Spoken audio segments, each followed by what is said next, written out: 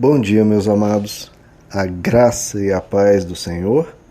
Hoje vamos estudar o Evangelho segundo João, capítulo 1, verso 18, que diz: Ninguém jamais viu a Deus, mas o Deus unigênito que está junto do Pai o tornou conhecido. Bom, queridos, o nosso verso de hoje diz algo bem óbvio, né, queridos, que é uma experiência universal de ninguém jamais ter visto a Deus, né? Deus, ele é espírito, ele não se manifesta ao ser humano, dentre muitos motivos, porque há aí um perigo, né, da glória de Deus ser tamanha que o corpo do ser humano, ou o físico de tudo que esteja ao redor, não suporte a presença de tamanha majestade, né? Então, queridos, o que acontece, né? Como é que Deus vai se revelar ao ser humano, né? É complicado, já que ele não pode se revelar devido ao seu tamanho, à sua grandeza e à nossa infinitude e os nossos pecados frente à grandeza e à santidade dele. 1 Timóteo 6, verso 15 diz que ele habita numa luz inacessível e homem nenhum jamais viu, nem é capaz de ver. Nem é capaz de ver. Então, como que Deus vai se mostrar ao ser humano? Como é que a gente vai ter um pouco de compreensão de quem Ele é? Como que nós vamos aprender com Ele e saber como Ele age, como Ele pensa, como Ele é? Se a gente não pode conviver com Ele de uma forma mais próxima. E é isso que a Bíblia diz que é o mistério que estava oculto. Esse é um mistério e a gente precisa, para o nosso entendimento espiritual, para o nosso conhecimento de quem Deus é, nós precisamos de alguma espécie de revelação, que Ele se manifeste de alguma forma. Nós conhecemos homens na história que tiveram experiências grandiosas com Deus, né? Moisés e outros do Antigo Testamento, por exemplo, e eles viram algumas manifestações mais simples da presença de Deus, mas eram meros símbolos, né? Não era Deus em realidade. Nós vemos, por exemplo, o episódio da sarça ardente, né? A sarça é uma planta que ela estava completamente tomada de fogo, só que ela não se consumia, ela não queimava. E ali era uma manifestação da presença de Deus que Moisés teve contato. Mas é claro que não é a glória de Deus em pessoa, né, queridos? Porque a glória de Deus em pessoa jamais foi vista como aqui é descrito. Mas o que Deus fez, queridos? Qual foi a grande ideia de Deus, o grande ensino de Deus? Que Deus, então, ele decide se esvaziar. Olha que coisa incrível, queridos. Olha o interesse que Deus tem em se mostrar, em se revelar, em se apresentar a mim e a você. Como Ele, em todo o seu poder e toda a sua glória, não poderia chegar diante de seres finitos, Ele se esvazia da sua glória, se veste de carne, entra num mundo como mortal, como finito, e acontece que nós lemos no verso 14, o Verbo, a manifestação de Deus, se fez carne e habitou entre nós. Mas se ele se esvaziou, então como é que nós vamos conhecer ele? É porque era realmente a pessoa dele, o pensar dele, o agir dele, o falar dele. Só não tinha todo o poder, toda a potência que a divindade tem, né? Então, por ele se manifestar como ele pensa, como ele é, o verso 14 continua: e vimos a sua glória, como a glória do unigênito do Pai.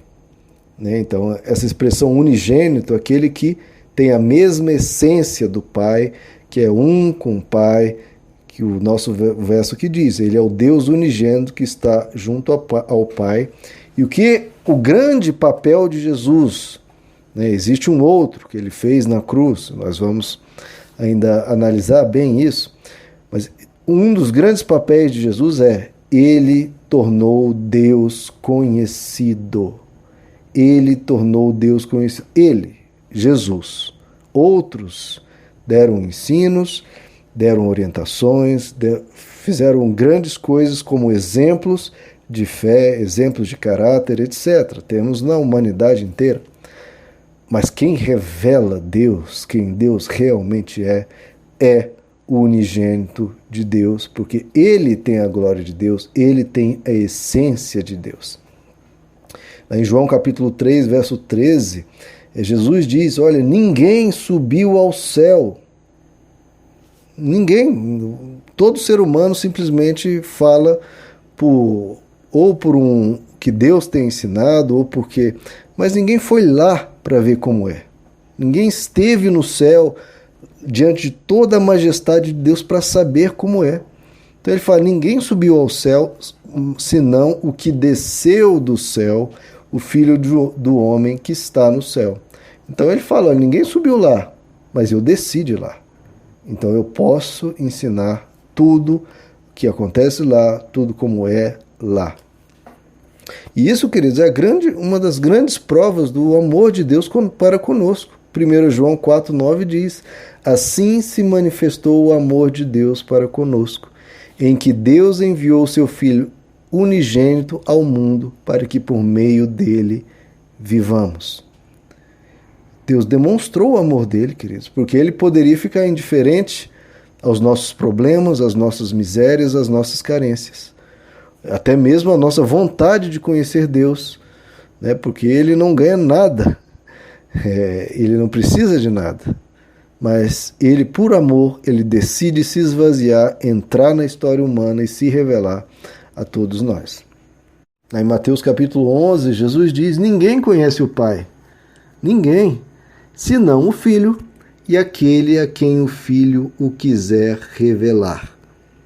Então ele fala, olha, ninguém conhece Deus, eu conheço, porque eu sou Deus e eu posso revelar a mim mesmo a quem eu queira. E aí ele continua, vinde a mim, venham até mim, todos os que estáis cansados e sobrecarregados, e eu vos aliviarei.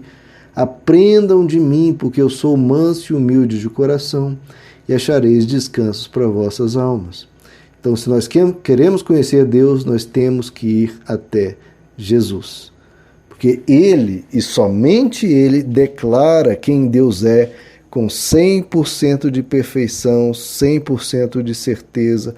É o ensino mais puro, mais profundo e mais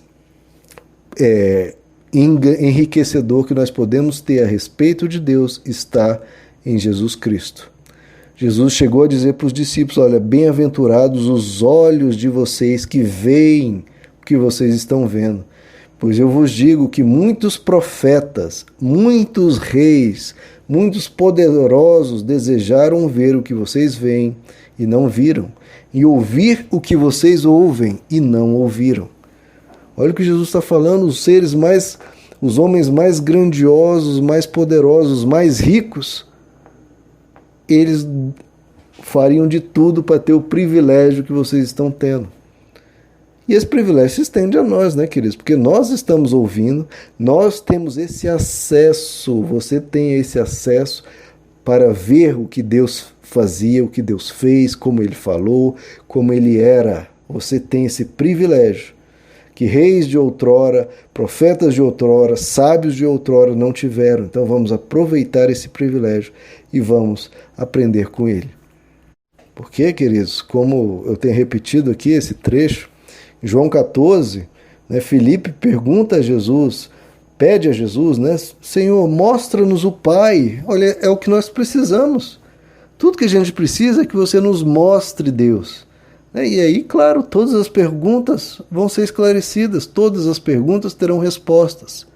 Porque se você vê Deus, irmão, se você vê Deus diante de você, é claro que sua vida muda para sempre.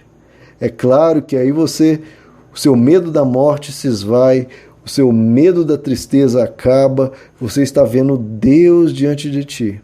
E aí sua vida ganha um outro significado. É Ele que te criou, é Ele que se importa com você, é Ele que pode te dar a vida eterna. Então Filipe faz um pedido maravilhoso, mostra-nos Jesus, por favor, mostra-nos o Pai, mostra-nos Deus, e isso nos basta.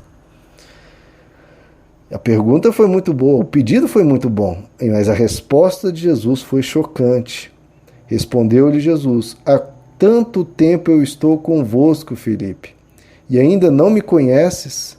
Quem me viu a mim, viu o Pai. Quem viu a mim, viu o Pai. Então, como que você pode pedir? Mostra-nos o Pai. Não crês que eu estou no Pai e que o Pai está em mim? Então, queridos, está aí. Então, se alguém pedir, olha, eu quero conhecer Deus, como Deus faz, eu queria tanto que Deus, ver Deus, né, em carne e osso, como eu queria ver Deus, assim, enfrentando esse problema que eu enfrento, como eu gostaria de ver Deus agindo num mundo corrompido, como ele agiria, como eu gostaria de ver como Deus trataria uma pessoa com um determinado problema, porque eu não sei lidar com essas questões, queridos, tudo isso já tem resposta. Se você pede isso, Jesus só fala: você ainda não me conhece? Quem viu a mim, viu o Pai. Quem viu a mim, viu a Deus. Você quer saber como Deus quer que você haja? Você quer saber qual a vontade de Deus em determinada situação para a sua vida? Olhe para Jesus. Olhe para Jesus. Como eu disse, Deus aparecendo diante de você, sua vida muda. Jesus está diante de ti. Em cada uma dessas escrituras que nós vamos ler e que estamos lendo, é Jesus diante de você. Você pode olhar para ele, encontrar as respostas nele, encontrar sentido para a sua vida nele, encontrar o amor de Deus por você nele. Aprenda com Jesus, olhe para Jesus, porque você vai estar olhando Deus, estará conhecendo a vontade de Deus, estará conhecendo a lógica de Deus, o raciocínio de Deus e como ele é. Puro e perfeito como Deus é, porque Ele é a imagem do Deus invisível, Ele é o resplendor da glória de Deus e a expressão exata do ser de Deus. Então, queridos, nós estamos no caminho certo nesse estudo, que é buscar Jesus para encontrar Deus. Olhe para Jesus, você estará olhando para Deus. Veja Jesus falando e agindo, você vai estar vendo Deus agindo. No cotidiano, no dia a dia, em carne e osso, em pele como nós. Limitado, esvaziado, mas ainda assim cheio de graça, cheio de glória, cheio de coisas para nos ensinar. Vamos continuando, meus amados, e que Jesus possa falar aos nossos corações. Que Deus os abençoe.